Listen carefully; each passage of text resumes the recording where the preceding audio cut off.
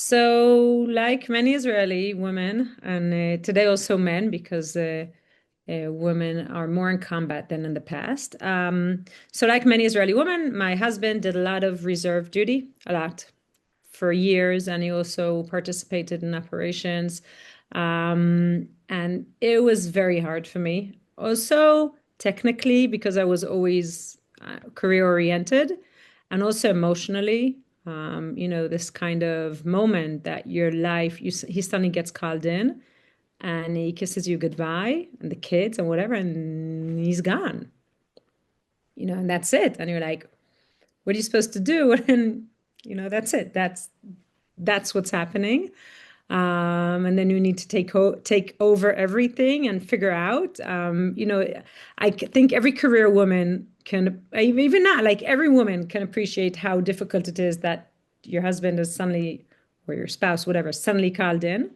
And you're worried, and he's in combat, and so this is like a very strong experience that I have. Like I even say that it's memory in my body. Like I get goosebumps whenever I talk about it. Yeah. Um, and then during Protective Edge, uh, That over, was in 2014, Protective yeah, Edge. I, yeah, I lost 2014. count. I Yeah, forget the yeah, names of yeah, the years, yeah. but yeah. I know. It Yeah. was 2014. I was deputy mayor of Jerusalem at the time. My list for city council, my party, we were talking a lot about early childhood and young families. So everyone was like, okay, how do we help the reservists? How do we help that? Da, da, da. And I was like, wait, hold on. Every time there is an operation or a war, everyone looks at the front lines, but there is a large group of people, like families, reservist families, that are not in the front lines, but Yeah. they need support because Yeah. they're like little front lines, you Yeah. know, It's not around by the city. accident that it's called the home front. Yeah, That it's really happening. The Orif is the home front, and that's where it yeah. happens. But sorry, yeah. So I posted on Facebook. This is 12 years ago, and I asked people, or 11 and a half, whatever. I asked people if they want to come and volunteer Yeah. and help reservist families, and people came in. And we started calling reservist families, asking them if they need help. And by the end of the operation, which was 6 weeks, like usually it is in Israel, we were helping 500 families in Jerusalem. And it was one of the most heartwarming operations I've ever organized. We had volunteers babysitting, meal cooking, taking the dog on a walk, helping out, like everything that needed help. We were there. We were like this extra pair of hands. And also we gave people the feeling that they're part of a community, that they're not Mm. alone. Because something that makes it very hard is that suddenly you're alone with your kids. Not everyone has family, that can come and help and do everything that's needed. And then October 7th. And October 7th, this time, I'm not in any, like any position. I'm not member of parliament. I'm not deputy mayor. Like, I'm not in any official position. I'm actually working to establish a relationship between Judaism and democracy. Like, that was my thing. Yeah. And also cooperating with Z3 and that kind of work. Yeah. Um, Yeah. and Sunday, October 7th, and like everyone around me is called in. It's like that's what happened. There were no men in the street, no young women in the streets. Like everyone was called in. And the same day, October 7th at night, I watched the prime minister. He gave this, speech. And I was thinking, okay, what should I do the same thing as I did, during Protective Edge? And I was hesitant, I wasn't sure. And as I'm kind of thinking about it, I got a note on Facebook from a woman from Jerusalem saying, are you going to be doing the same thing? I remember you helped us 9 years ago. Yeah. Then I had my first, now I have 4 kids. Do you think you'll organize the same kind of thing? And I was like, okay, if someone remembers and I guess it's important enough. I posted on Facebook, opened a WhatsApp group, called a few women that were with me the time before, got a few volunteers together, And we told people, if you want to organize this kind of assistance in your city or community, join us. I'll teach you how to do it. You'll be part of this. And long story short, that's how we founded Haogen, the anchor for reservist families. And today we're helping actually nearly 40,000 families. This is like Wow. this huge, yeah, it's a huge operation. We're Yeah. working in 700 communities around the country. In It's all really, communities, I think this is something people don't yeah, fully appreciate.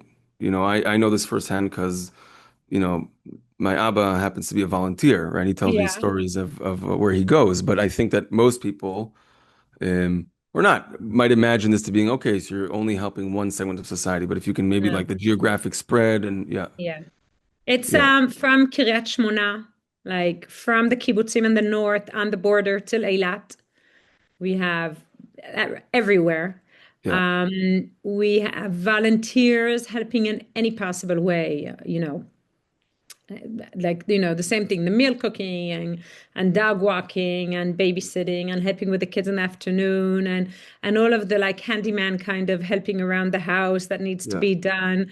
And also with the meal cooking, someone cooks the meal and someone needs to drive the meal, like bring it to. So we also have those kind of volunteers. Laundry folding, yeah. laundry is always a big deal. We have Laundry's a laundry, big deal. everything. And also I'll say that as time went by, because the way we organize is that we have a city coordinator, and they're in touch, or community coordinator, they're in touch with hundreds of families usually. Right. And then every family, like she's like a big sister, okay? And as time went by, they started asking her for help in other areas. Like suddenly Mm. they needed help, couple therapy, help with early Wow. childhood, yeah, stress, early childhood stress. Now there's a lot of issue with teenagers. Yeah. Um, and then we have also the um, financial challenges. We have financial support.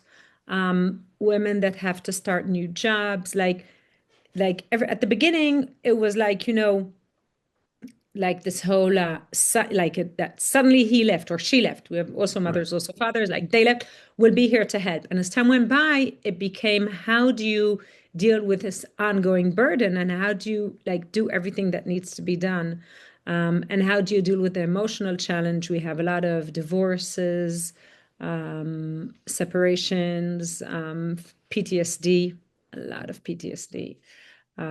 It's this is like these are challenges that we don't know how to deal with. We need new protocols. Yeah. Yeah. How do you deal with these challenges? We've never Yeah. had such a long war. We never had reservists on and off, going back and forth. And even if it's only 3 months next year, first of all, it's a long time. And secondly, um, even if you have a date when these 3 months will be, everything can change, in a moment. Like for Yep. the past few weeks, everyone was like, what's happening in Iran? What's happening in Iran? What's happening in Iran? And for everyone in Israel, it's what's happening in Iran, what's happening in, what's going Yeah. to happen in the United States. So, but for the reservist families, it means, he or she might have to just pick up and leave in Yeah. every given moment. So Yeah. it's a lot to hold on to. Like Yeah. this, like Yeah. another layer of stress and another layer of stress, another layer of stress. Yeah, and it doesn't relent. It's just ongoing. And I think, as you're describing and sharing, how you've built this Haogen, it's quite remarkable because it did start as really a volunteer initiative. And I remember conversations of like, do I actually turn this into an organization? Because I want to Yeah. do this afterwards. But the needs, what you're describing, I'm like, okay, Rachel is really just building what needs to be already in place from a governmental perspective, right? Social services. Israel is at the end of the day a fairly, at least from a social perspective, it's a social or community. We have the United Healthcare that we have. Yeah. The education system is funded by the government in the country. So it would make sense that we would have